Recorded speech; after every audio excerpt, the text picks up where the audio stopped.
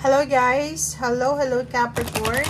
Welcome dito sa aking channel, Kapalaran 888. Welcome Capricorn! Alamin natin kung ano ang messages, vibration, kapay energy para sa inyong lahat. At ay general reading, monthly reading para sa lahat ng Capricorn. Kung bago kayo sa channel ko guys, please like, share, and subscribe. Paki-press ang notification bell button para kayo ang unang makapanood sa ating mga videos na ina-upload ko.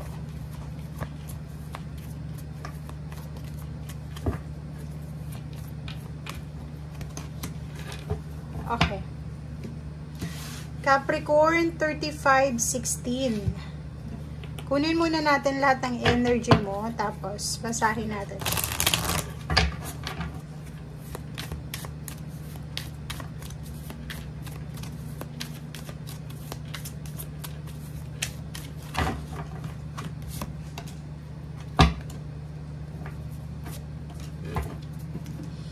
Okay.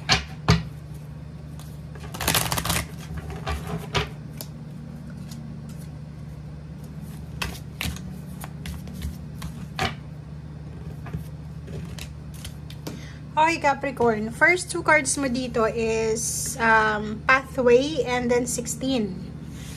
Nakikita ko sa'yo dito na pwedeng marami kang mga iniisip na posibleng paraan or pwedeng marami kang iniisip ngayong Abril tungkol sa relationship, tungkol sa trabaho, career, or pamilya, or kung ano man tong iniisip mo. Sinasabi ng baraha sa'yo dito na huwag kang masyadong mag-isip o huwag kang masyadong ma-stress. Kasi, if pera ito na iniisip mo na solusyonan, may pathway, may liwanag. Makikita mo na yung solusyon, makikita mo na yung liwanag sa end of the tunnel. May answers, may solusyon, may resolution sa kung ano man ito na bumabagabag sa'yo. Okay, next card natin is itong number 8. Number 8 din to. Dito sinasabi na pay attention, okay? Maging aware ka, pay attention sa kung anong nangyayari sa paligid mo, Capricorn.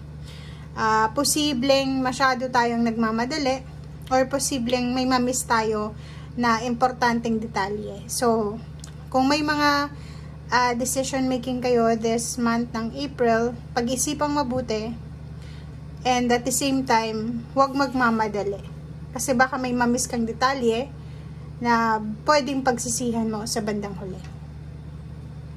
Next card natin is 24-6, Love Where You Are.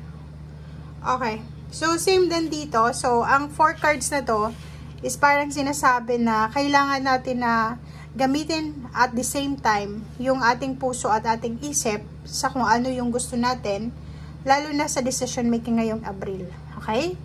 And yun, maging sensitive tayo sa paligid natin, sa sarili natin, bago tayo gumawa ng desisyon. Para nga, hindi ka magkamali or hindi ka magsisi sa bandang huli.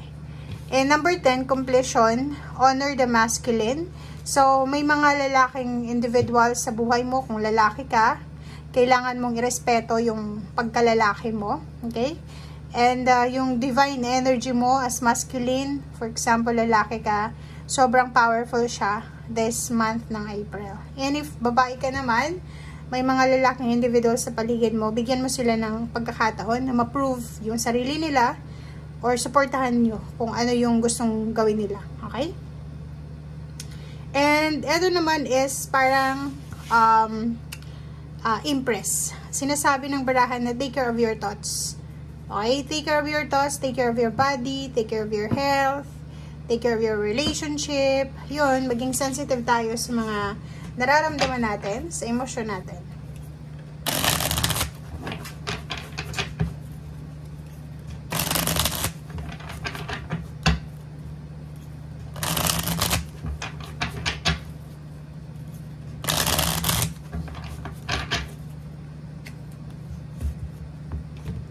Okay.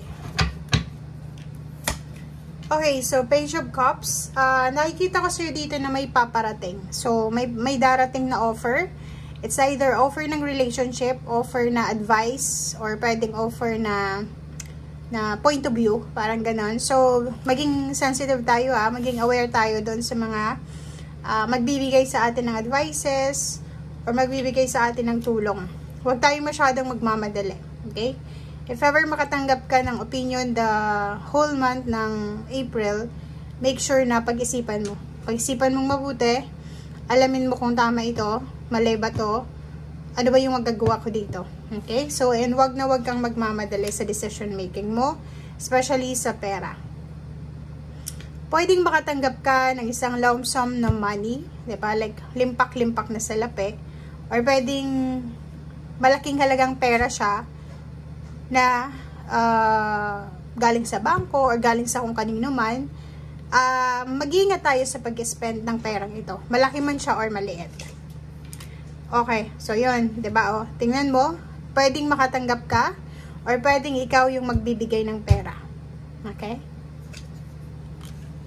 Ganun din diba? So, 1, 2, 3, 4. 4 cards ang nagsasabi na it's either naghihintay ka na may mag-offer sa'yo na pera or posibleng naghihintay ka na yung karelasyon mo ay magbigay sa'yo ng suporta pinansyal. Parang ganun. Ingat-ingat din kasi mayroon ditong energy na pag-aaway, kompetisyon. It's either malaking halagang pera itong pinag-aawayan. So, ingat-ingat ka kasi pwedeng masangkot ka sa mga away, inheritance, mga ari-arian, away pamilya, away pera. Okay? So, yun. Pwedeng matrigger yung emotion mo.